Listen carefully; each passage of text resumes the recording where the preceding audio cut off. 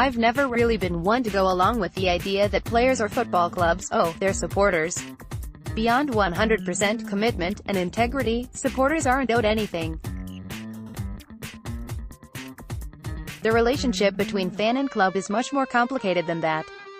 However, if ever there was a season to stretch that belief to its limits, it has been this one. It's been impossible, in recent weeks, to shake the feeling that supporters of both clubs in Nottingham deserve much more than what they're being served this season. Cast your mind back to those heady days of summer, when the air was thick with hope and optimism on both sides of the Trent.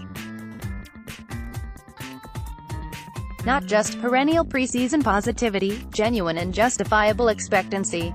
And yet here we are, hope's fading fast.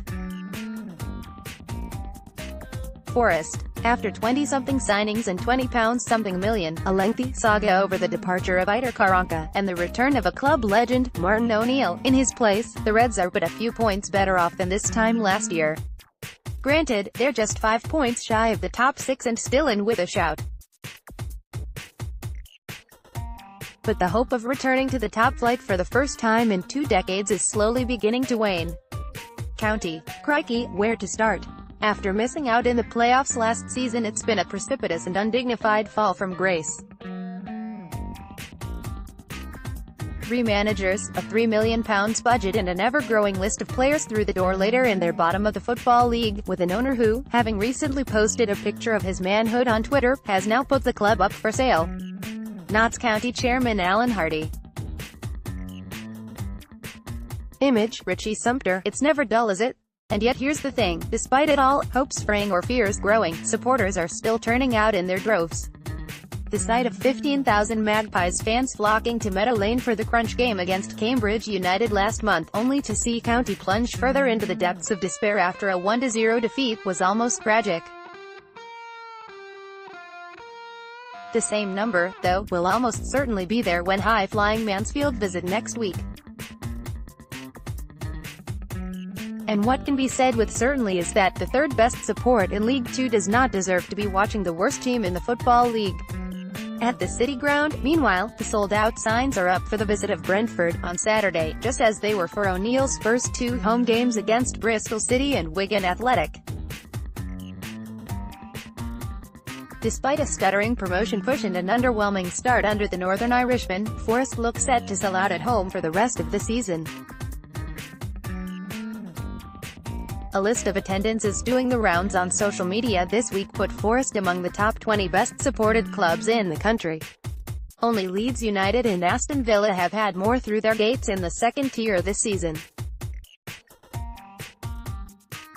Hope, on both sides of the river, may be waning, but loyalty is not. Moreover, the past few weeks, during which Nottingham Forest and Notts County have rarely been out of the news, has reaffirmed to me how unique this city is.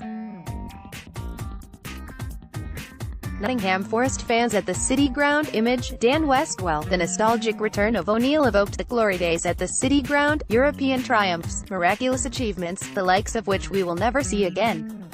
It may be a history that weighs heavy, but what a history to hold. Then, as the seriousness of County's predicament became more widely acknowledged, alarm at the prospect of the world's oldest league club dropping out of the league began to ripple far beyond the city's boundaries. Hardy's errant tweet would not have garnered the same headlines were he owner of any other club in League Two. Nobody wants to see a richly storied club like County slip into the murky waters of the National League. Whatever you say about Hardy, no one can doubt how hard he has tried. We can question his underlying motivations for owning a football club, the wisdom of his decisions, his hubris too, but not his commitment or fundamentally good intentions. Supercomputer predicts if Nottingham Forest will clinch playoff place, he has helped make Meadow Lane a more welcoming place to visit. Gates have spiked under his ownership and, until this season, every time I visited Meadow Lane it felt like a much happier place. The same is true of Forest's owners. Great efforts have been made to engage with supporters and the community, to make the City Ground more welcoming, and the reward has been the highest Gates in decades. But the football has not matched expectations. There have been thrilling games, exhilarating moments, but not enough of them. And yet, on both sides of the river, still they come.